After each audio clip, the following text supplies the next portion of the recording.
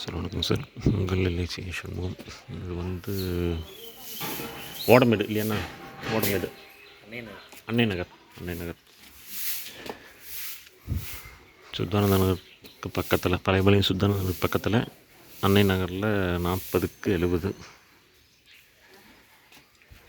மொத்தம் 2800 square feet, 7 வீடு இருக்குது. இதை பற்றி டீட்டெயில் தேவைன்னா இந்த நம்பர் 9443022065.